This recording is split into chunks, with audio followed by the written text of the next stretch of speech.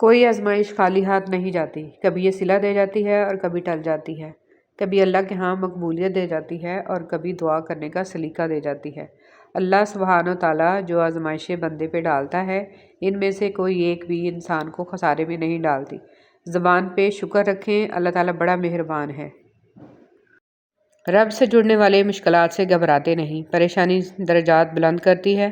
ہر چھوٹی مشکل رب کے حکم سے کسی بڑی مشکل سے انسان کو دور کرتی ہے۔ انسان کو صبر کا موقع ملتا ہے، آخرت کا انعام لکھ لیا جاتا ہے اور اس سب پر پہلے سے بہتر دنیا ملتی ہے۔ خوش رہیں، خوشیاں بانٹیں۔ جنت کی پہلی مہمان نوازی، جنت میں رشتہ داروں سے ملاقات، جنت میں اللہ کا دیدار اور رسول پاک صلی اللہ علیہ وسلم کی صحبت، کیا نظارہ ہوگا۔ اللہ ہم سب کو نصیب فرمائے، آمین۔ اگر آپ اللہ کے رسول کی حدیث کے اوپر اپنی بات رکھیں گے تو آپ مشکل میں پڑ جائیں گے۔ آپ نے اپنی مرضی سے اپنی زندگی کے بڑے فیصلے نہیں لینے، آپ نے اپنے نبی صلی اللہ علیہ وسلم کی مرضی سے فیصلے لینے ہیں، اور آپ کی زندگی کا کوئی ایسا معاملہ ہو نہیں سکتا جس میں نبی پاک صلی اللہ علیہ وسلم کی سنت موجود نہ ہو یا ان کی کوئی نصیحت حدیث کی صورت میں موجود نہ ہو۔ آپ صلی اللہ علیہ وسلم کی سیرت ہر معاملے کو کور کرتی ہے۔ انسان اچھے لوگ ڈھونڈنے کی کوشش کرتا ہے مگر خود اچھا بننے کی کوشش نہیں کرتا۔ الہی تیرے کعبہ میں، تیرے گھر میں اگر آؤں تو ایک سجدہ کروں ایسا کہ ہستی سے گزر جاؤں۔ کسی کی مجبوریوں پر مت ہنسیے کیونکہ مجبوریاں کوئی خرید کر نہیں لاتا، اور ڈریے برے وقت کی مار سے کیونکہ برا وقت کبھی بول کر نہیں آتا۔ جس کا درد اسی کا درد، باقی سب تماشائی۔ کچھ لوگ آپ کی زبان سے ادا کیے گئے لفظ بھی نہیں سمجھ پائیں گے اور کچھ کو سمجھانے کے لیے لفظوں کی ضرورت بھی نہیں پڑے گی۔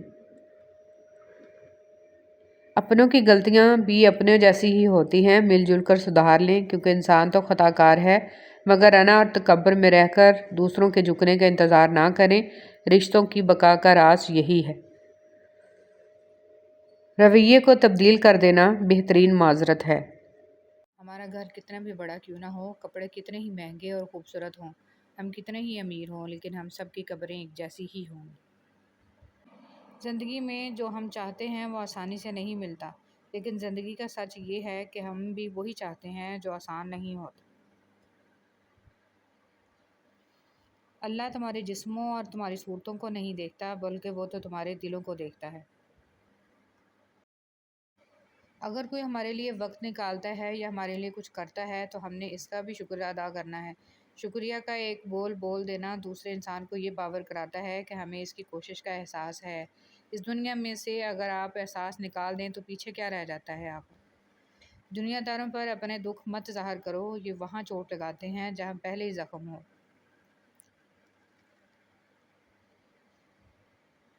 رسول صلی اللہ علیہ وسلم نے فرمایا، سنو، جسم میں ایک ٹکڑا ہے، اگر ٹھیک رہا تو سارا جسم ٹھیک رہا، اگر وہ بگڑ گیا تو سارا جسم بگڑ گیا، سنو وہ دل ہے۔ مایوس وہ ہوتا ہے جو اللہ تعالیٰ کی رحمت پر یقین نہیں کرتا، اور وہ محروم ہوتا ہے جو اللہ تعالیٰ کی نعمتوں کا شکر ادا نہیں کرتا۔ باتوں کی مٹھاس اندر کا بید نہیں کھولتی، مور کو دیکھ کر کون کہتا ہوگا کہ یہ سانپ کھاتا ہوگا۔ کچھ نیکیاں زندگی میں ایسی بھی ہونی چاہیے جن کا اللہ کے سوا کوئی گواہ نہ ہو۔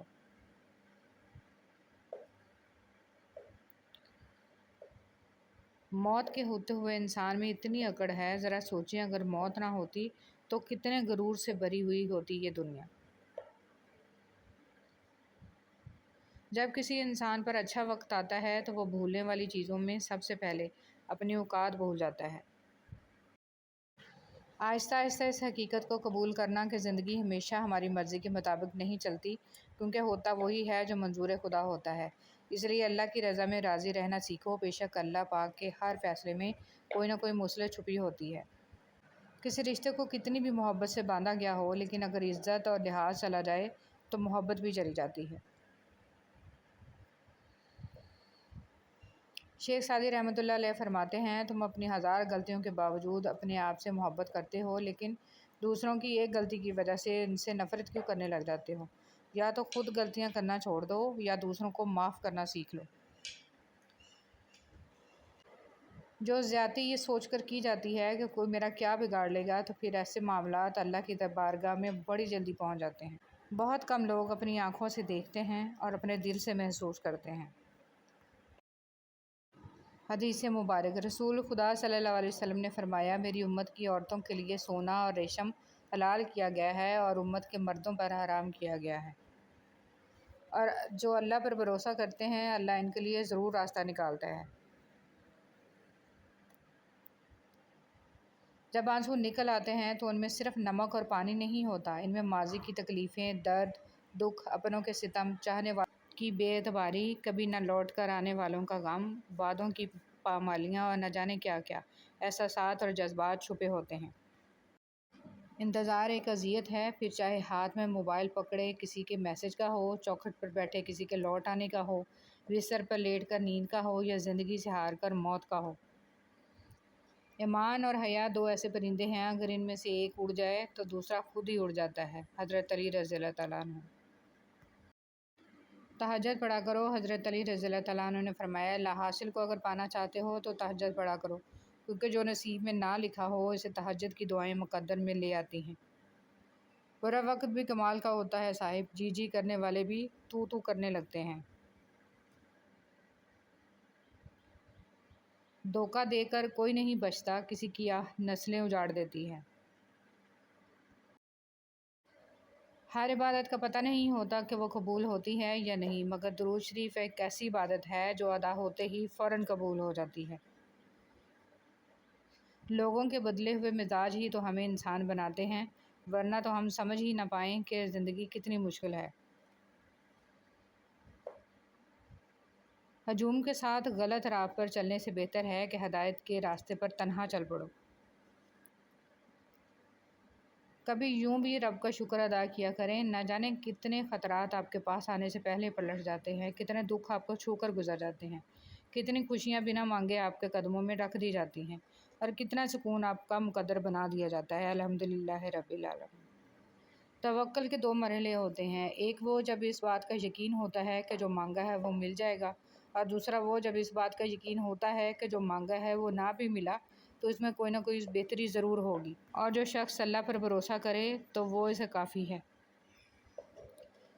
رسول صلی اللہ علیہ وسلم نے فرمایا، مسلمانوں کے بچے جنت کے ایک پہاڑ میں ہیں، ابراہیم علیہ السلام اور سارہ علیہ السلام ان کی کفالت کر رہے ہیں، یہاں تک کہ قیامت کے دن وہ انہیں ان کے ماں باپ کو واپس کر دیں۔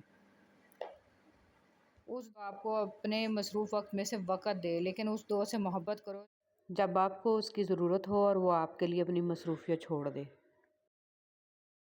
پتہ نہیں لوگ اتنی چالاکیاں کیوں کرتے ہیں، ساتھ بھی رہتے ہیں، رشتے بھی رکھتے ہیں، جھوٹ بھی بولتے ہیں، جلتے بھی ہیں، دشمنی بھی نبھاتے ہیں، تعریف بھی کرتے ہیں، اور پھر پیٹھ پیچھے برائی بھی کرتے ہیں۔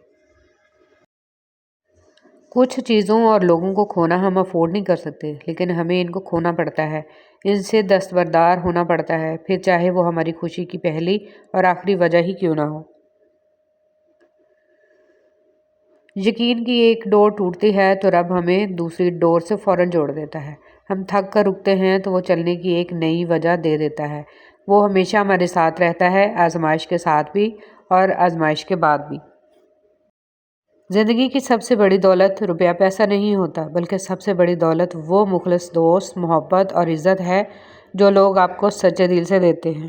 سائیکالوجی کے مطابق انسان ساری مشکلات کا سامنا کر سکتا ہے، ہر صدمہ برداشت کر سکتا ہے، ہر چیز پر قابو پا سکتا ہے، لیکن گھر کی پریشانیاں اور جھگڑے اسے اندر ہی اندر ختم کر دیتے ہیں، وہ صرف ایک زندہ لاش بن کر رہ جاتا ہے۔ رات کی تنہائی میں جب کبھی آپ خود کا موازنہ کرنا چاہو کہ اللہ پاک آپ سے راضی بھی ہے کہ نہیں، تو رات کی تنہائی میں دھیان لڑایا کرو کہ کتنی دفعہ نام محمد صلی اللہ علیہ وسلم آپ کی زبان پر آیا، کتنی دفعہ درود پاک پڑھوایا گیا آپ سے دن بھر میں۔ وہ جو رب العزت ہے نا، کبھی کسی غیر یا ایسے انسان کی زبان پر اپنے محبوب کا نام آنے ہی نہیں دیتا جس سے وہ ناراض ہو، دنیا داری میں الجھائے رکھتا ہے انہیں ہر وقت، اور یہ بات تو آپ دل سے نکال ہی دو کہ درود شریف آپ خود پڑھتے ہو، رب العزت آپ کو یاد دلاتا ہے کہ پڑھو، آپ کا دھیان اس طرف لاتا ہے کہ پڑھو درود شریف، یاد کرو کہ اچانک آپ کے دل کو اداس اور بھاری کر دیا جاتا ہے تو آپ فوراً درود شریف پڑھنا شروع کر دیتے ہو۔ یہ بھی عنایت ہی عنایت ہے میرے رب کی صلی اللہ علیہ وآلہ وسلم۔ بہلول سے کسی نے پوچھا کہ قبرستان میں کیوں بیٹھے ہو؟ بہلول نے جواب دیا، میں اس کے ساتھ بیٹھا ہوں جن کی طرف سے مجھے کوئی تکلیف نہیں پہنچتی، الزام نہیں لگاتے، حسد نہیں کرتے، جھوٹ نہیں بولتے، تانا نہیں دیتے، خیانت نہیں کرتے، اور سب سے اچھی بات یہ ہے کہ جب میں یہاں سے اٹھ کے چلا جاتا ہوں تو پیٹھ پیچھے میری غیبت نہیں کرتے۔ اگر آپ یہ سیکھ جائیں کہ کیا اور کیسے نظر انداز کرنا ہے تو آپ کی زندگی خوبصورت بن جائے گی۔ دعاؤں کی ڈور سے بندے تعلقات رابطوں کے محتاج نہیں ہوا کرتے۔ کچھ لوگوں سے بات چیت ہو یا نہ ہو ہماری زندگی میں ایسا مقام رکھتے ہیں کہ ہماری دعائیں ان کے ذکر کے بغیر ادھوری رہ جاتی ہیں۔ پانی سے نرم کوئی چیز نہیں، لیکن جب پانی جم جاتا ہے تو اس سے سخت کوئی چیز نہیں، لہٰذا جو شخص آپ کے ساتھ نرم دل ہے اس کا ناجائز فائدہ نہ اٹھائیں۔ ہم سفر خوبصورت نہ بھی ہو مگر قدر کرنے والا ہونا چاہیے، کیونکہ گھر پیسے اور طاقت سے نہیں بلکہ محبت اور اتفاق سے بنتے ہیں۔